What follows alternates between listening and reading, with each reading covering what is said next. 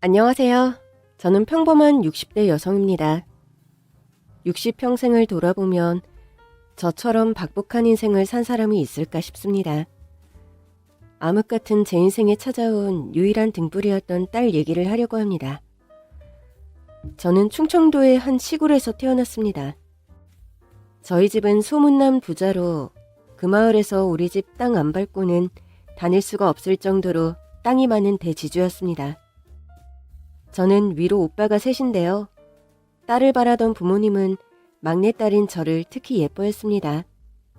복덩이라면서 이름도 복녀라고 지을 정도였으니까요. 오빠들에게도 귀여움을 독차지하며 부러울 것 없이 풍족한 어린 시절을 보냈습니다. 그 시절에 자동차 있는 집이 드물었는데 아버지는 제가 초등학교 입학하자마자 학교 다니기 힘들다고 서울에 가서 큰돈을 주고 자동차를 샀습니다. 짜잔! 이 차 우리 딸만 타라고 아빠가 큰맘 먹고 산 거야. 복녀도 좋지? 우와, 아빠, 나 빨리 탈래. 와, 우리 복녀 좋겠네. 자, 첫 시승식 해볼까? 조심해서 타. 그럼 출발해볼까? 운전을 하며 콧노래를 부르던 아버지, 조수석에서 아버지와 얘기하며 환히 웃던 엄마. 저는 뒷자리에 앉아서 두 분의 행복한 모습을 계속 쳐다봤습니다. 너무 행복해서 이 행복이 달아날까 걱정이 들 정도였어요. 처음으로 자동차를 사고 부모님과 드라이브하던 그날의 기억을 지금도 잊을 수 없습니다. 아침이 되면 저희 집은 전쟁이었습니다. 초등학교 6학년, 4학년, 2학년인 오빠들과 저 이렇게 넷이다 보니 엄마는 식사 준비하랴 옷 챙겨서 입히랴 정신이 없었어요. 지각하는 한이 있어도 아버지의 철칙은 아침밥은 온 식구가 다 같이 먹어야 한다는 것이었습니다. 아버지, 저 학교 늦었어요. 밥 안 먹을래요. 안 돼. 아침밥을 든든하게 먹어야 공부도 잘하는 거야. 얼른 앉아. 큰오빠는 투덜투덜대며 밥상에 앉습니다. 6학년이 되자 사춘기가 왔는지 큰오빠는 부모님 말씀도 잘 안 듣고 반항적이었어요. 아침 식사가 끝나고 우리 넷은 아버지가 운전하는 차를 타고 학교로 갔습니다. 시골이라 차 구경하기도 힘든 터라 우리 집 차가 마을을 지날 때면 동네 사람들이 부러워하며 쳐다봤습니다. 학교 앞에 도착하면 일제히 저희 차로 시선이 집중되었어요. 복녀야, 너희 집 엄청 부자구나. 진짜 부럽다. 너 먹고 싶은 거 있으면 말해. 내가 아빠한테 얘기해서 다 사줄게. 진짜? 너처럼 나도 부자 부모님 있으면 좋겠다.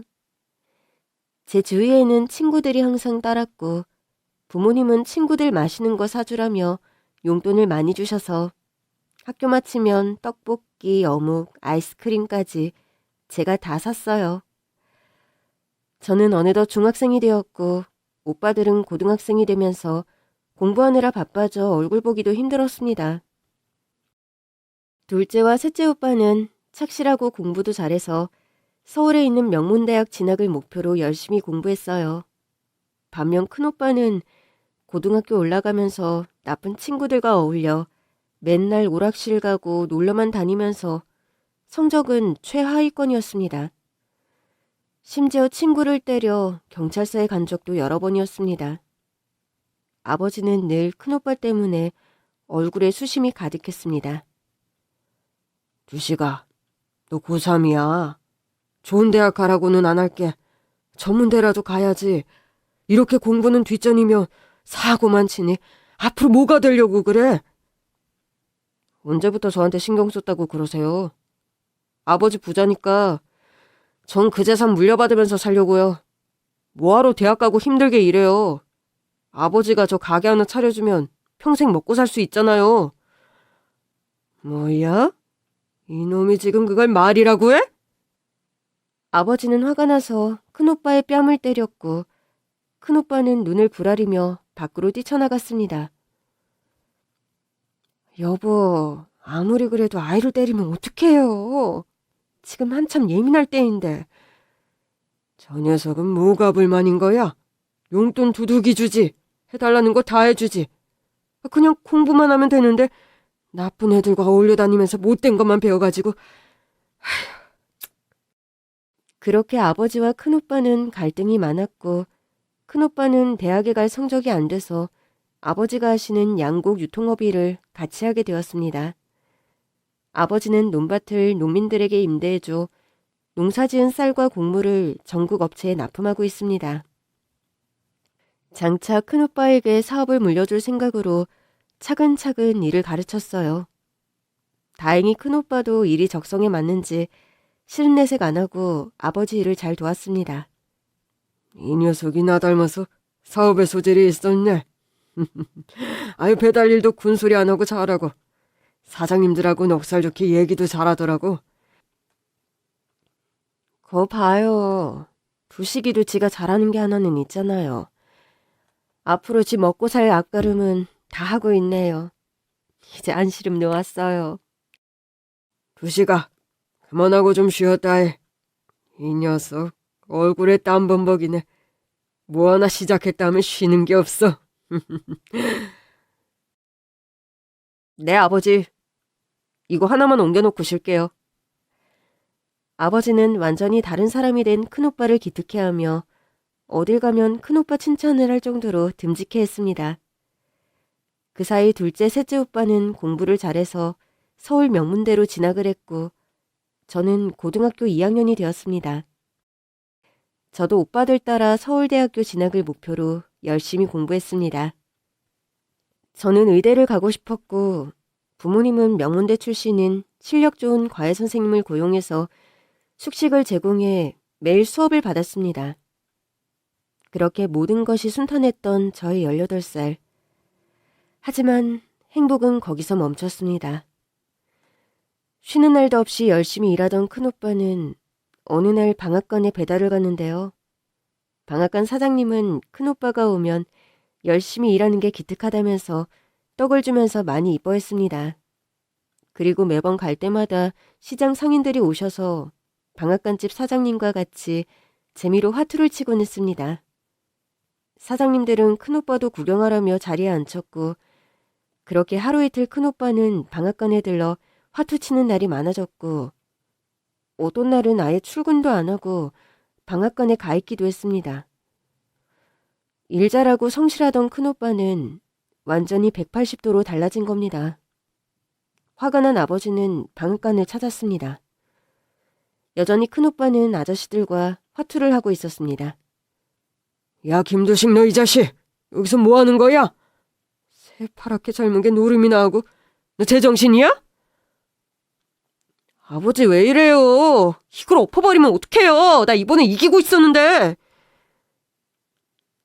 아유, 저것을 그냥. 아니, 박 사장님. 작실한 우리한테 왜 노름을 가르쳐서 애를 이렇게 망쳐놔요?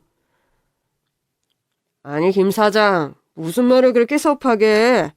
내가 무슨 노름을 가르쳐. 그리고 지금 우리 하는 거 몇백 원짜리 재미로 화투 치는 거라고. 여기 시장 상인들이 무슨 돈이 많아서 큰 판을 벌여. 김 사장이 지금 오해하는 거라고. 거짓말하지 마세요. 두식이 저 녀석 화투한다고 통장에 모아놓은 자기 월급 다 빼서 지금 한 푼도 없다고요. 박 사장님 이거 계속하시면 저 경찰에 신고할 거예요. 아버지 그만 좀 하세요. 큰오빠는 아버지께 큰 소리치며 화를 내면서 나가버렸습니다. 그렇게 큰오빠는 며칠 동안 집에 들어오지 않았고 아버지와 엄마는 식사도 잘 못하시고 걱정을 하셨습니다. 아버지가 심한 말을 해서 행여나 큰오빠가 집을 나가버린 건 아닌지 자책하며 제발 집에만 돌아와 달라고 울면서 큰오빠를 기다렸습니다. 그러던 어느 날 야간 자율학습을 마치고 집에 도착한 순간 집이 발칵 뒤집혔습니다. 엄마는 바닥에 주저앉아 통곡하고 있고 아버지는 망연자실한 채로 앉아 있었습니다. 엄마, 왜 이래? 무슨 일이야? 아이고, 복녀야, 어떡하면 좋니? 네 큰오빠가 집문서며 땅문서 다 들고 갔어. 뭐? 그게 무슨 소리야? 큰오빠가 갑자기 그걸 왜 갖고 가? 이 자식이 내가 그렇게 말렸었는데 기어이 사고를 쳐. 복녀야, 네 큰오빠가 노름에 빠져서 우리 돈 다 갖고 갔어. 통장도 다 갖고 가고 내 인감도장도 갖고 가서 나 몰래 가게도 팔았더라고. 이제 우리 빈털털이야.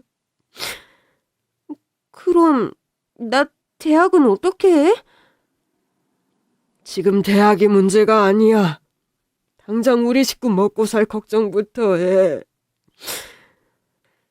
동네에서 네로라는 부잣집인 우리 집이 하루아침에 빈털터리가 되었다니 믿을 수 없었습니다. 아니, 믿고 싶지가 않았어요. 아버지는 큰오빠를 잡겠다며 방앗간집 사장님을 찾아가서 멱살을 잡고 큰오빠 어디 있냐고 물었지만 안 본 지 꽤 됐다고 하며 도리어 화를 냈습니다. 아버지는 큰오빠가 알만한 사람이면 다 찾아가서 큰오빠를 찾았고 다들 모른다고 정신 나간 사람 취급했습니다. 저희 가족은 마을 외딴 곳에 있는 폐가에 들어가 살았습니다. 서울에서 대학 다니던 오빠들은 휴학을 하고 집으로 와야만 했습니다. 이런 구질구질한 생활이 싫다며 두 오빠들은 매일 짜증을 냈고 부모님께 돈 벌어서 다시 대학 보내달라고 조르며 심한 소리도 서슴지 않았습니다. 그렇게 착하고 착실하던 두 오빠도 가난 앞에서는 난폭해졌습니다. 부모님은 화병으로 점점 몸이 쇠약해져서 1년 후 세상을 떠났습니다. 부모님 장례식이 끝나고 며칠 후 종적을 감췄던 큰오빠가 집으로 찾아왔습니다. 두 오빠들은 큰오빠의 멱살을 잡고 야, 네가 부모님 죽여놓고 무슨 낯짝으로 집으로 기어들어와? 그 돈 다 어디 있어? 형, 왜 이제 와? 우리 어떡해? 미안하다 얘들아. 형이 미쳤었나 봐. 매일 화투패가 눈에 아른거리고 하루도 안 하면 심장이 벌렁거려서 못 살겠더라고. 빚도 생기고 부모님 돈 갖고 간 것 그것도 다 도박판에서 잃었어. 오빠 제정신이야? 우리 이제 어떻게 살아? 당장 밥 먹을 쌀도 없다고. 복녀야, 너 대학 가고 싶지? 이 오빠가 너희들 다시 공부하고 쌀 걱정도 안 하고 배불리 먹을 수 있게 해줄 수 있어. 다시 복학하게 해준다고? 정말? 어떻게? 우리 두준이 두표도 대학 갈 수 있게 내가 아는 분한테 잘 얘기해놨어. 아, 형, 정말이야? 우리 어떻게 하면 돼? 그렇게 좋아? 잠깐 한 달만 일하면 너희들 1년치 대학 등록금을 벌 수 있는 일이야. 특별히 아는 형이 소개해준 거라 일 열심히 해야 돼. 그런 게 있어? 무슨 일이길래?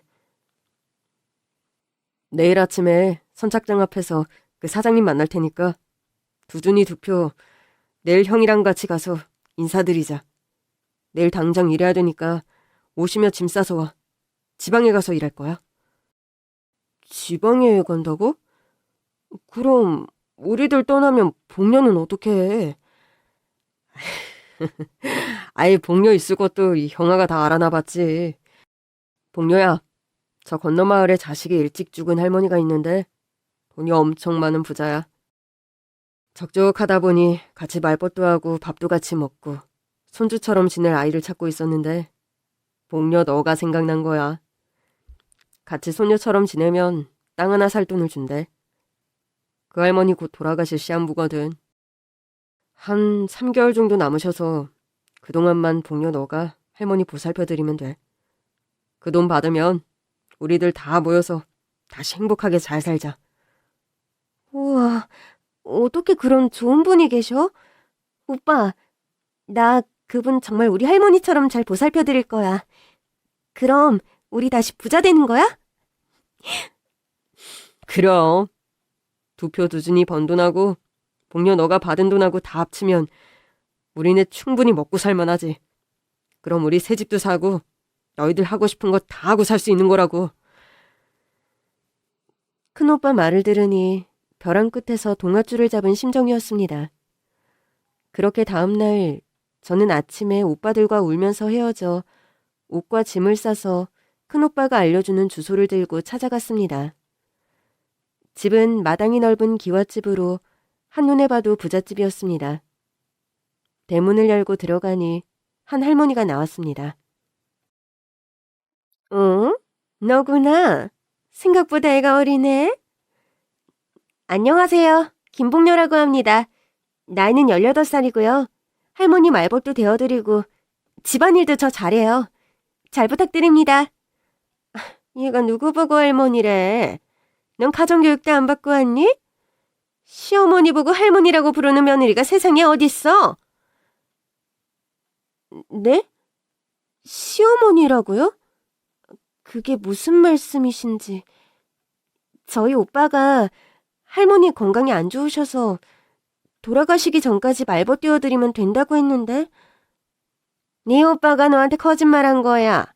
내 돈 5천만 원 받고 너 판 거야. 우리 집에 시집 온 거라고. 이렇게까지 설명하는데도 모르겠어? 저는 머릿속이 새하얘졌습니다. 생판 모르는 사람이 제 시어머니라는 것도 말도 안 되고 어떻게 남편 얼굴도 모른 채 결혼을 할 수가 있는지 믿어지지가 않았습니다. 제 나이 이제 겨우 18살인데 돈에 팔려서 시집을 온 겁니다. 네 오빠가 하도 돈을 올려서 어쩔 수 없이 너 데려온 거니까 그 돈값만 하면 돼. 아이 하나만 낳아주면 돼. 우리 아들이 장애가 있어서 다리를 절뚝거려서 결혼을 못하고 나이 50이 되었어. 우리 집 태희의 아들 하나만 낳아주면 다른 건 안 바란다. 그럼 대학교는 보내주나요? 뭐? 대학? 아유, 너 정신이 어떻게 됐니? 시집은 며느리가 살림이나 잘할 것이지. 공부는 무슨 공부야? 전 아무것도 모르고 왔어요. 저 의대 가서 꼭 의사 돼야 돼요. 죄송한데 그 돈은 오빠한테 받아서 그대로 돌려드릴 테니까 저 그냥 돌아갈게요. 이게 무슨 헛소리야? 무슨 결혼이 소꿉장난이야? 이게 버르장머리 없이 어디 집에 간다는 거야? 그러면서 시어머니는 제 뺨을 세게 때렸고 저는 몸이 휘청거리면서 바닥에 쓰러졌습니다. 왜 내가 오늘 처음 보는 사람한테 맞아야 하는 건지 갑자기 결혼이라니 모든 게 혼란스러워서 펑펑 울었습니다. 뭐해? 어서 방에 침 갖다 놓고 저녁 준비 안 하고. 시어머니의 부르령에 저도 모르게 겁이 나서 서둘러 방으로 들어갔습니다. 시어머니가 알려준 방은 침대와 고급 장롱, 고급 텔레비전까지 으리으리했습니다. 거실에는 고급 소파와 비싼 도자기들이 장식장에 수십 개 진열되어 있었습니다. 부엌은 여느 시골집과 달리 신식으로 개조되어서 냉장고와 그 시대 때는 일반 가정집에는 잘 없는 가스렌지까지 있었습니다. 부잣집이라 배는 안 굵겠다는 생각에 한편으로는 안심이 되었어요. 쌀은 저 뒤에 곳간에서 가져오고 야채는 마당 텃밭에서 따면 돼. 저녁에 된장찌개에 조기 좀 굽고 계란찜에 돼지 두루치기에. 어머니, 저 고등학생이라 집에서 요리해 본 적이 없어서요. 엄마도 저 공부하라고 부엌일 안 시켰거든요. 앞으로 차차 배울 테니까 오늘은 어머님이 준비해 주시면 좋을 것 같은데요. 아우, 기가 막혀서. 며느리가 시애미 보고 밥을 하라고? 이게 보자보자니까 고단수네? 어디 시애미 말에 따박따박 토를 달지를 않나? 못한다고 시애미 부려먹으려고 하지를 않나? 아이고, 내가 그놈한테 속았어. 며느리 구실도 못할 걸 데려와 갔다고. 5천만 원이나 받아쳐가지고 내가 그놈 잡으면 가만 안 둬. 네가 밥 안 하면 나랑 네 남편 오늘 굶는 거니까 알아서 해. 시집 온 첫날 시엠이랑 남편 굶겼다고 동네방네 소문이 나서 얼굴도 못 들고 다니게 해줄 테니까. 죄송합니다. 얼른 식사 준비하겠습니다. 앞이 막막했지만 엄마 요리할 때 어깨너머로 본 대로 찌개도 끓이고 생선도 굽고 어떻게 음식을 그냥저냥 다 만들었습니다. 이때 남편이 부엌으로 들어오며 너야? 너무 어린애인데. 너 몇 살이야? 네, 18살이에요. 뭐? 엄마, 이런 어린애를 데려오면 어떡해요? 애는 낳겠어요?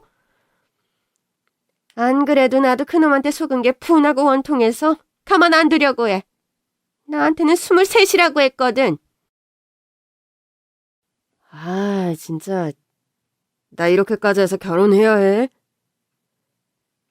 철종아, 너가 4대 독자잖니. 아버지 그렇게 물에 빠져 돌아가시고 우리 집안의 아들이라곤 너밖에 없는데 대를 이을 자식은 있어야 되잖니. 너 아버지 돌아가시는 날 같이 강물에 빠져서 바위에 다리 부딪혀서 다친 거 그렇게 괴로워하지 마. 너 다리 절뚝거리는 거 누가 이상하다고 해. 너 장애인 아니니까 제발 이제 결혼됐으니까 아이 낳고 재미나게 살아. 그렇게 맨날 집에만 있지 말고. 야, 너 내가 절름발인 거 몰랐지? 지금 알고 나니까 저런 남자와 평생 살 거 생각하니까 끔찍하지? 도망가고 싶지? 말해! 아니에요. 저 그런 생각한 적 없어요. 오늘 처음 본 남편은 험악한 인상에 말투도 거칠어서 얼굴만 봐도 심장이 벌렁거리며 무서웠습니다. 장애를 입고 나서 성격이 삐뚤어져서 밖에도 안 나가고 집에서만 지내고 사람들과 왕래도 거의 안 한다고 합니다. 자, 철종아, 얼른 밥 먹자. 찌개부터 먹어볼까? 아우, 맛이 왜 이래? 맛이 이상해요? 된장 넣고 야채 넣고 한 건데. 아우, 된장을 얼마나 넣었길래? 소태잖아! 죄송해요. 오늘 처음 해보는 거라 제가 간을 잘 못 맞춰서요. 시어머니는 된장찌개를 싱크대에 버렸습니다. 그리고 나머지 음식들도 먹어보더니 헛구역질을 하며 다 버렸습니다. 뭐야, 밥도 제대로 못해? 엄마, 얘 다시 집에 보내버려요. 철종아, 내가 중매쟁이한테 돈 갖다 바치며 너한테 시집을 아가씨 알아봤는데 전부 싫다는 거야. 괜찮다는 여자들은 다 결혼해서 남편 죽은 과부밖에 없었어. 내가 차차 요리도 가르칠 테니까 그냥 얘 데리고 있자. 그렇게 첫날은 어떻게 넘어가긴 했지만 지옥은 다음 날부터 시작되었습니다. 다음 날 새벽 5시 무렵 한참 자고 있는데 시모가 저희 방문을 벌컥 열며 아직도 안 일어나고 뭐해? 할 일이 태산인데 어디 팔자 좋게 자고 있어. 소염을 주고 밭에 가서 걸음치고 아침 준비해. 네 어머니. 얼른 옷 갈아입고 나갈게요. 엄마, 내가 그렇게 인기척 좀 하고 문 열라고 했는데 나까지 잠 깨우면 어떡해요. 조용히 얘만 불러내면 되잖아요. 왜 늦잠 자서 나 괴롭혀. 재수없어. 남편은 갑자기 저한테 화를 내더라고요. 저는 서둘러 축사에 가서 소 30여 마리 먹을 여물을 주고 밭에 거름을 줬습니다. 친정 부모님은 저보고 귀한 딸이라며 손에 물 한 방울 안 묻히게 했는데 시댁은 그 반대였던 터라 시어머니는 아들 말이라면 끔뻑 죽고 며느리인 저는 꼴도 보기 싫어했습니다. 새벽부터 농사일을 하면서 저에게 갑자기 들이닥친 끔찍한 현실에 너무 괴롭고 부모님 생각이 나서 하염없이 울었습니다. 내 이럴 줄 알았어. 여자가 어디 아침부터 재수없게 울고 그래. 일하기 싫으니까 별짓을 다 하는구나. 얼른 아침밥 안 해? 이렇게 굼벵이처럼 느려 터져갖고 어디다 써먹어, 응? 어머니, 빨리 아침 준비할게요. 식사를 다 차리고 식탁에 앉으려는데 너 지금 어디 앉는 거야? 너 자리는 저기야. 시어머니가 가리킨 곳은 부엌 바닥이었습니다. 어머니, 저는 왜 바닥에서 먹어야 되는 거죠?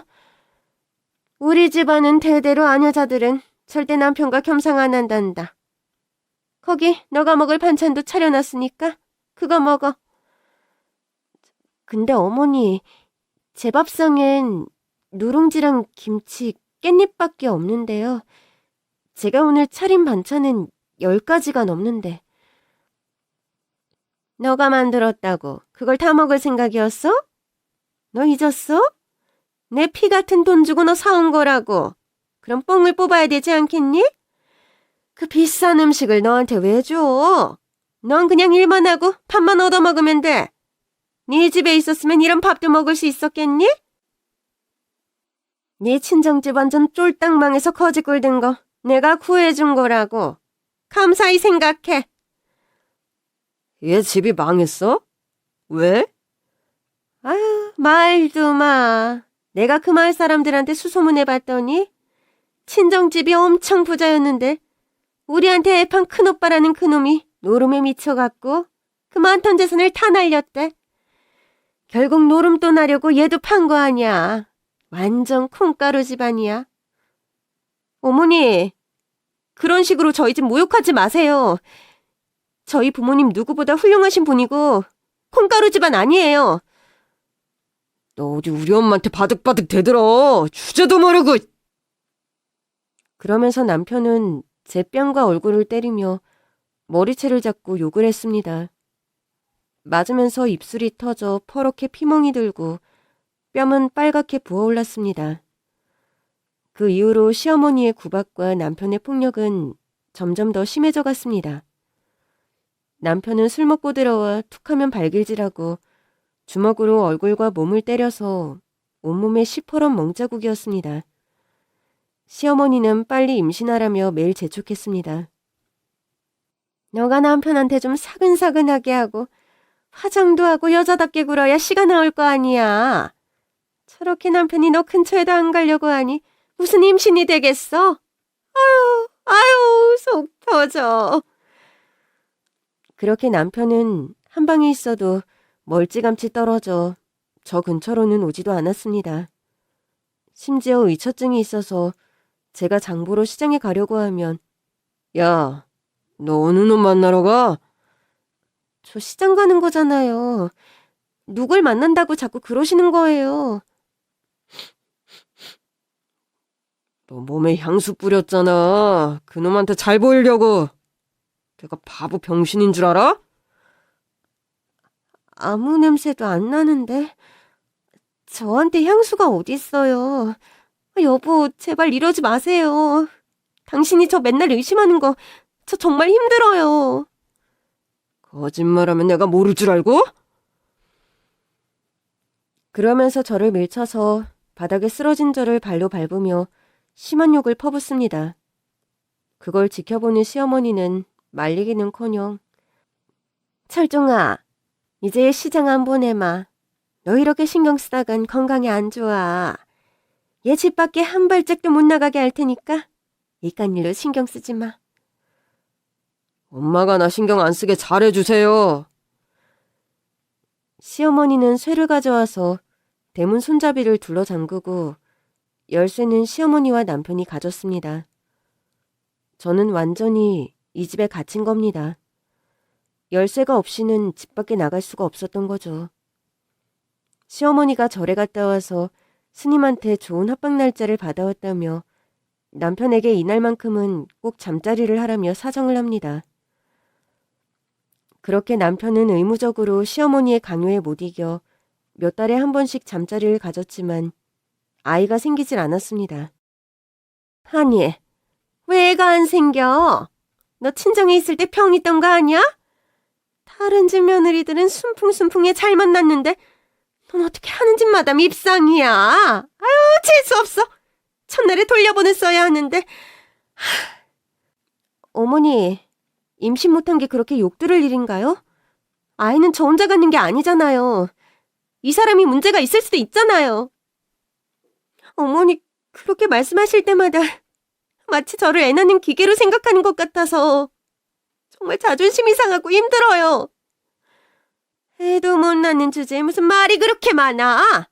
아이고, 내 팔자야. 어디서 저런 걸 며느리라고 데려와서 대 끊기게 생겼어. 내가 죽어서도 조상님 얼굴을 어떻게 보니? 응?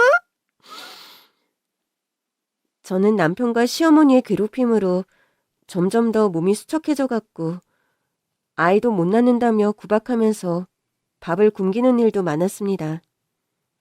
애 못 낳는 것한테 내 집 살 주기도 아까워. 그렇게 10여 년이 지나는 동안 아이 소식은 없었습니다. 10여 년간 저는 바깥 출입도 못한 채 농사일과 집안일만 하면서 하녀처럼 살았습니다. 대문은 항상 잠겨 있어서 도망갈 엄두도 나지 않았습니다. 몇 번 도망가려고 시도를 해봤지만 자물쇠를 열 수 없어서 남편과 시어머니한테 발각되어 몇 시간째 맞아 실신했습니다. 이젠 도망칠 의욕도 없이 하루하루 죽지 못해서 살았습니다. 임신만 되면 이렇게까지 힘들게 살지 않았을 텐데 저도 너무 답답해서 매일 밤 숨죽여 울었습니다. 부모님께 울면서 제발 아이 생기게 해달라고 기도를 했습니다. 제가 살려면 아이를 갖는 방법밖에 없었으니까요. 저는 남편과 시어머니가 없을 때면 시어머니가 몰래 집에 숨겨놓은 산삼이며 소고기, 귀한 약재들을 정신없이 먹었습니다. 두 사람한테 들키기 전에 입에 꾸역꾸역 집어넣었죠. 잘 먹고 영양 보충을 해야 임신이 잘 될 텐데 저라도 제 몸을 챙겨야 했습니다. 다행히 시어머니와 남편은 제가 몰래 음식들을 먹는 걸 모르고 있는 것 같았습니다. 그러던 어느 날 시어머니 친구가 방문했습니다. 아유, 이게 얼마만이야. 너 며느리 셋째 낳고 병원에서 봤으니 2년 만이네. 아유, 그러게. 우리 며느리 애 낳는 날 입은 속옷이며 아기 감쌌던 이불을 달라고 병원까지 왔잖아. 내가 오죽했으면 그랬겠니. 아유, 네 며느리는 그렇게 애를 잘 낳는데 너희 며느리는 아직 소식이 없어? 벌써 10년째야. 그래서 내가 생각한 게 있는데 쟤 아무래도 애 못 낳을 것 같아. 내가 요응한 점쟁이한테 찾아가서 물어봤더니 사주를 주면서 이 사주에 맞는 여자를 찾아서 아들하고 엮어주면 아들 낳을 수 있대. 뭐? 그럼 너희 며느리는 어떡하고? 어차피 쟤는 내 며느리도 아니야. 혼인신고도 안 했거든. 어차피 애 낳으려고 데려온 건데 이제 아무 소용이 없지. 그런데 하늘이 날 도우는 건지 그 사주에 맞는 여자를 찾았어. 한 번 만났는데 애 잘 낳게 생겼더라고.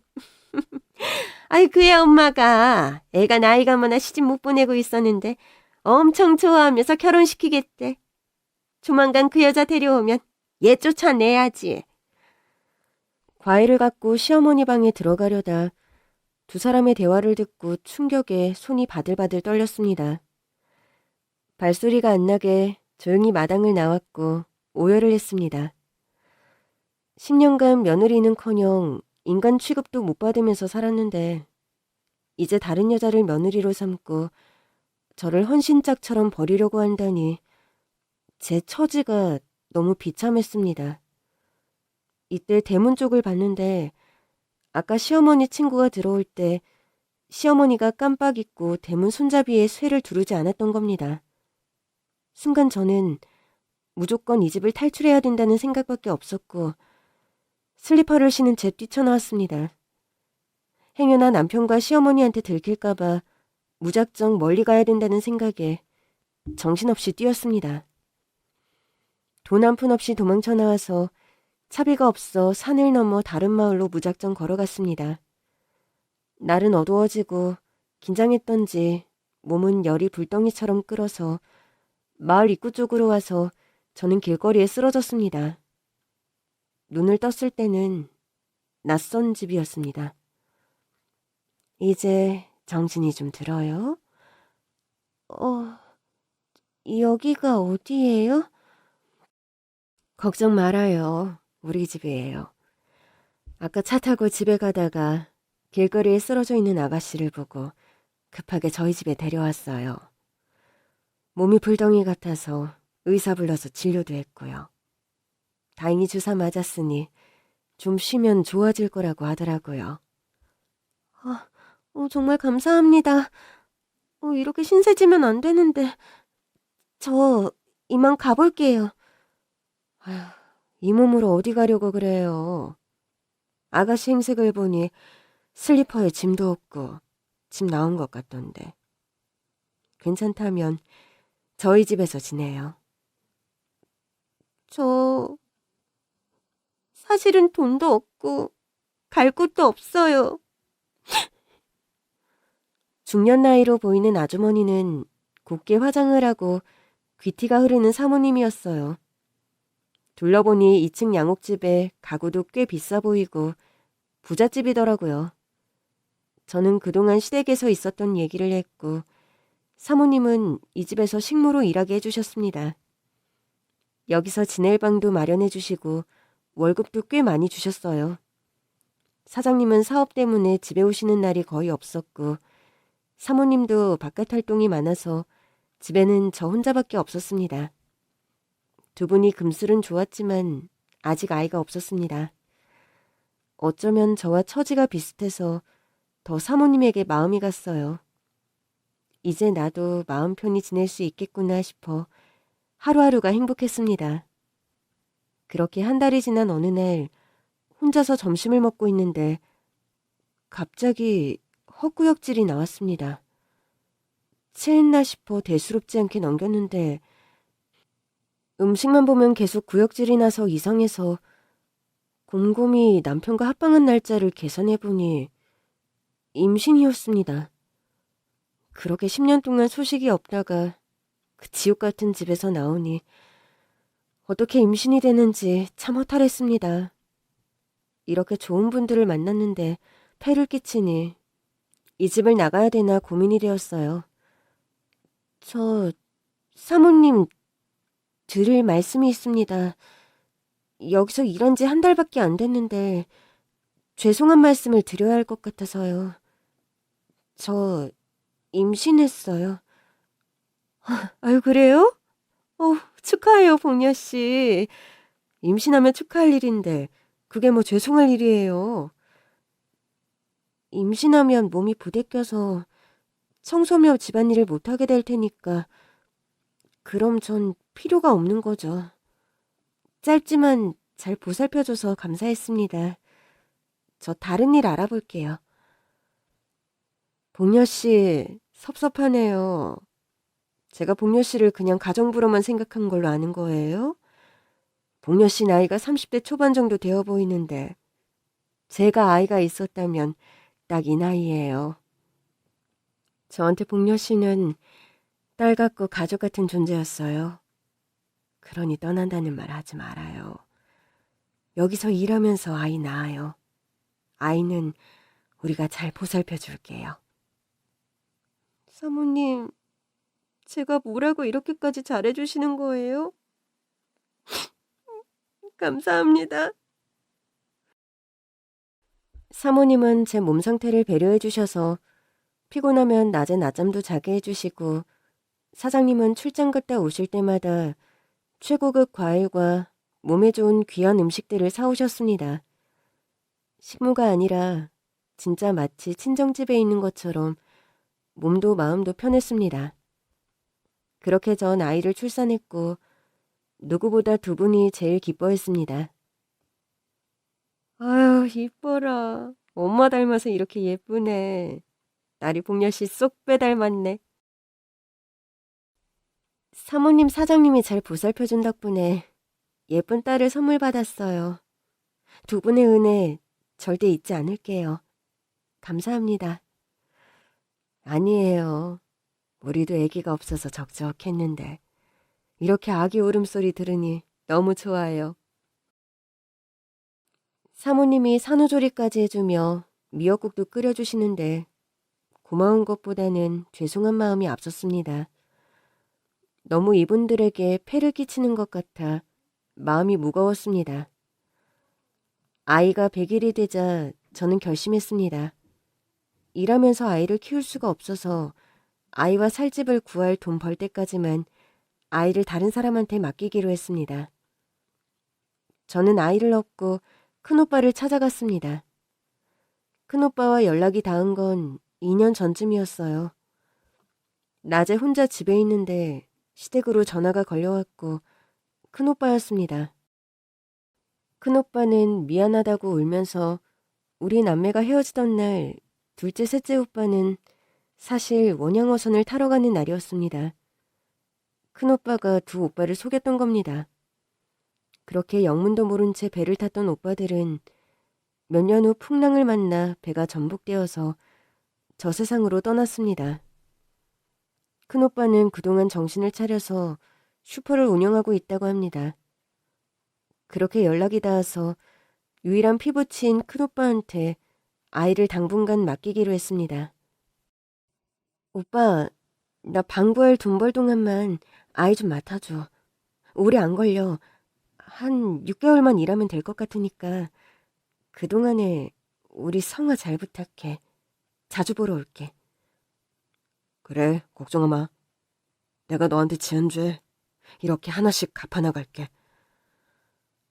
아이를 큰오빠한테 맡겼다고 하니 사모님은 아쉬워했습니다. 아, 다시 큰오빠를 만나서 다행이네요. 그런데 우리도 성화한테 정이 들어서 아쉽네. 우리 욕심 같아서는 성화 클 때까지 같이 키우고 싶었는데. 사모님은 눈물을 애써 감추었어요. 아이를 못 본다는 게 마음이 많이 아팠던 것 같았습니다. 저는 6개월 동안 아이만 생각하면서 열심히 일만 했고 돈을 꽤 모았습니다. 마지막 날 사모님, 사장님께 인사하고 저는 그 집 일을 그만뒀습니다. 두 분은 아쉬움에 눈물을 흘렸습니다. 저도 친정 부모님처럼 저한테 잘해주신 두 분과 헤어진다는 생각에 계속 울기만 했습니다. 큰오빠 집으로 가는 길에 저는 아이한테 줄 선물을 샀어요. 아이 신발과 옷, 필요한 물품들을 한가득 사서 집으로 갔어요. 오빠, 우리 성화 어딨어? 안 보이네? 그게 봉녀야, 정말 미안하다. 아니, 그저께 아이를 보행기에 태우고 동네에 외출했다가 내가 잠깐 뭐 사러 들어갔다 나오는 사이에 보행기가 사라진 거야. 정신없이 그 주변을 다 찾았는데 아이를 못 찾았어. 뭐? 지금 그걸 말이라고 해? 성화를 잃어버렸다고? 성화야! 저는 넋이 나간 채 온 동네를 다니며 성화를 부르며 찾아다녔습니다. 길바닥에 앉아서 통곡을 하면서 성화 이름만 계속 불렀습니다. 그렇게 저의 유일한 희망이었던 딸을 잃어버린 후 죄책감으로 평생을 살았습니다. 딸을 잃어버린 엄마가 무슨 자격으로 웃고 맛있는 걸 먹으며 행복할 자격도 없다고 생각했습니다. 우울증과 불면증에 대인 기피증까지 오며 저는 거의 폐인처럼 살았습니다. 40, 50대를 변변한 직장도 없이 일용직 노동자, 일당 알바를 하며 고시원에서 근근히 지냈습니다. 친구 한 명 없이 웃을 일도 행복할 일도 없이 죽을 날만 생각하며 살았습니다. 그러다 나이 60이 되니 몸이 안 좋아져 저는 친정집이 있던 고향으로 갔습니다. 고향에서 작은 텃밭에서 채소를 키우며 팔아서 생활을 했습니다. 그래도 고향에 있으니 마음이 한결 가벼워졌고 건강도 점차 좋아졌습니다. 저는 새벽이면 텃밭에서 캔 나물들을 소쿠리에 담아서 버스를 타고 읍내로 팔러 나갔습니다.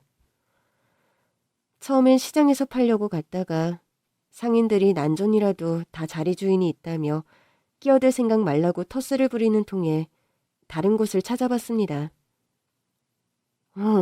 그래. 저 육교 위에서 팔면 되겠다. 육교는 출퇴근하는 직장인들, 학생들, 하루 종일 사람들의 왕래가 많았습니다. 매일 같은 시간에 지나가는 직장인들 얼굴을 다 기억할 정도였어요. 장사는 잘 안 되었어요.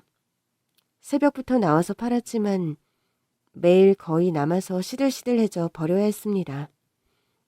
그러던 어느 날 한 30대 초반 되어 보이는 정장을 입은 예쁜 처자가 육교 위에서 나물 파는 나에게 말을 걸며 할머니, 여기 있는 나물들 모두 주세요. 하며 나물을 다 샀습니다. 이걸 다요? 아유, 고맙기도 해라. 아가씨 마음씨도 착한 게 복 받을 거요. 그 아가씨는 그 다음날도 퇴근하면서 할머니, 여기 있는 나물들 모두 주세요. 하며 다 사는 겁니다. 그렇게 매일 나물을 사는 거 보고 의아해서 저 아가씨, 보안이 주부는 아닌 것 같고 이렇게 매일 나물로 반찬할 것 같진 않은데 왜 매일 나물더리를 해주는 거예요? 매일 출퇴근하면서 할머니 보는데 표정이 항상 어두워서 안타깝더라고요. 장사가 안 돼서 그러시는 것 같아서 좀 도와드리고 싶었어요. 산 거 절대 버리는 건 아니고요. 저는 혼자 살아서 다 못 먹고 지인들한테 다 나눠줬어요. 아유, 그렇구먼. 근데 이름 물어봐도 돼요? 정다은이에요. 일부러 회사 근처로 이사와서 걸어 다녀요. 부모님은 저 혼자 자취하는 거 반대하셨는데 제가 이 일을 너무 하고 싶어서 졸랐거든요. 아가씨는 귀티가 흐르고 밝고 마음씨도 착한 게 좋은 집안에서 부모님 사랑받으며 잘 자란 게 보였습니다.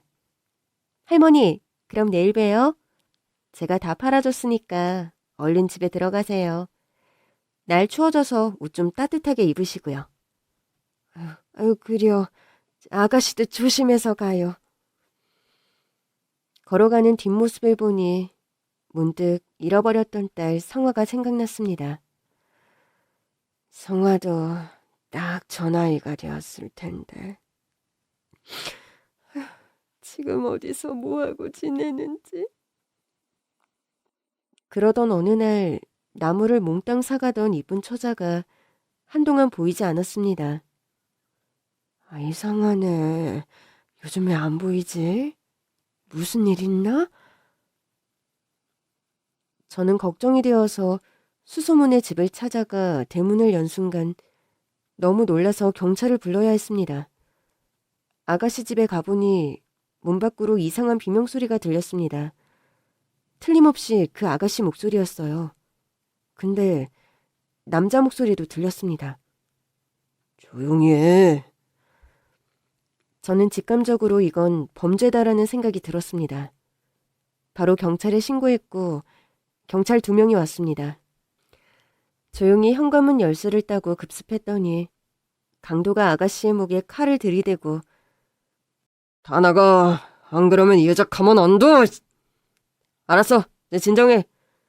그 아가씨는 풀어주고 우리 말로 하자. 헛소리 하지 마.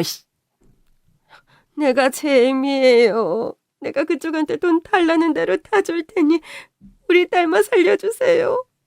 우리 딸 보내주시면 제가 인질될게요. 그럼 경찰이 그쪽 못 잡잖아요. 부탁합니다. 저는 너무나 간절해서 무릎을 꿇고 울면서 통사정을 했습니다. 그 모습에 강도도 눈빛이 흔들리면서 진짜 아가씨를 풀어줬고 저는 약속한 대로 강도 쪽으로 걸어가는 순간 경찰이 순식간에 강도를 제압하고 수갑을 채웠습니다. 강도를 데리고 경찰은 경찰서로 갔습니다. 아가씨는 펑펑 울면서 제 품에 안겼습니다. 할머니, 저 진짜 죽는 줄 알았어요. 할머니가 저 살려주셨어요. 감사합니다. 이제 괜찮아요. 겨우 진정하고 우리는 많은 얘기를 나누게 되었어요. 그러다 아가씨한테서 뜻밖의 얘기를 듣게 되었습니다. 할머니, 저 사실 입양아예요. 제가 갓난아이 때 부모님이 아는 지인한테서 저를 입양했대요. 아, 그래요? 친부모님 소식은 들었어요? 부모님 말씀으로는 엄마 혼자 저를 키우다가 외삼촌이 저를 잠깐 키우셨대요. 일 때문에 몇 번 봤는데 아이를 포대기에 업고 있어서 웬 아이냐고 물었더니 여동생 아이를 돌본다고 하더라고요. 그렇게 몇 번 가다 보니 아이가 너무 이쁘더래요. 그랬더니 외삼촌이 그렇게 예쁘면 입양하셔도 된다고 했대요. 여동생이 원치 않게 아이를 낳게 되어서 안 그래도 보육원에 보내려고 했다는 거예요. 부모님은 너무나 기뻐서 외삼촌에게 거액의 돈을 주고 저를 입양하셨대요. 외삼촌이 키우셨다고요? 저 혹시 원래 이름이 정다은이었어요? 아니에요. 부모님이 저를 입양하실 때 그 외삼촌이 저를 성화라고 불렀대요. 뭐? 성화? 참, 그리고 저 데려왔을 때 팔찌가 있었는데 거기에 엄마 이름이 수놓아져 있어서 항상 가지고 다녔어요. 바로 이거예요. 저는 팔찌를 보는 순간 눈물이 왈칵 쏟아졌습니다.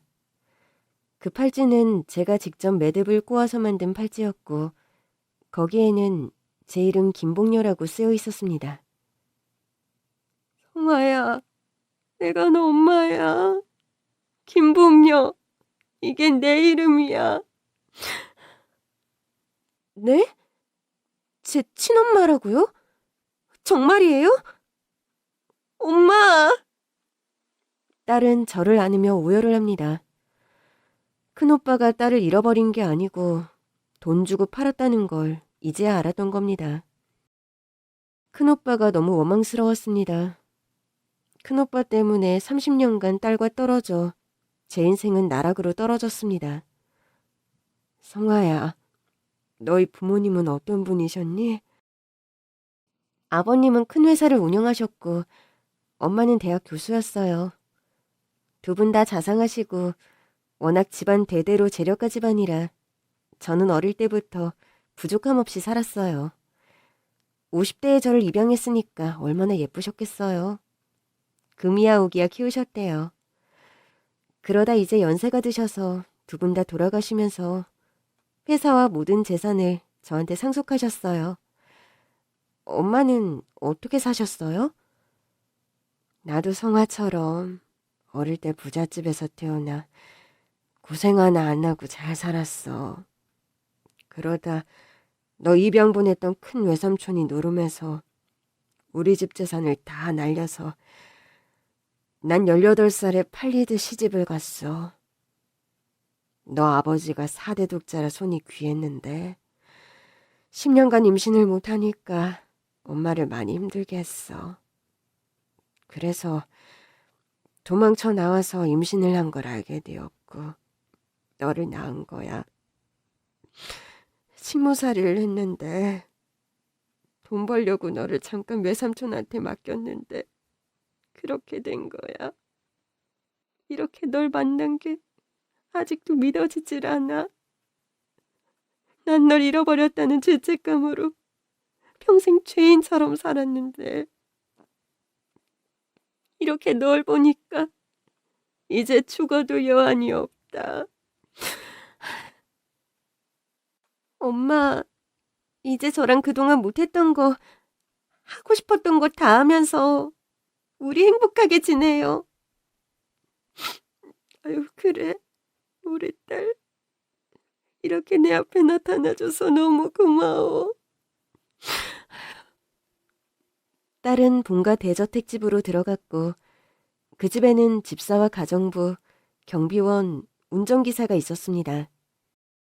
저도 그 집에서 같이 살며 저와 제 딸은 매일 맛있는 거 먹으러 다니고 여행 다니며 그동안 못 누렸던 행복을 한꺼번에 몰아서 벼락치기로 누리고 있는 중입니다. 간절히 바라면 이루어진다고 하죠. 여러분들의 간절한 소원도 다 이루어지길 바랍니다. 긴 얘기 들어주셔서 감사합니다.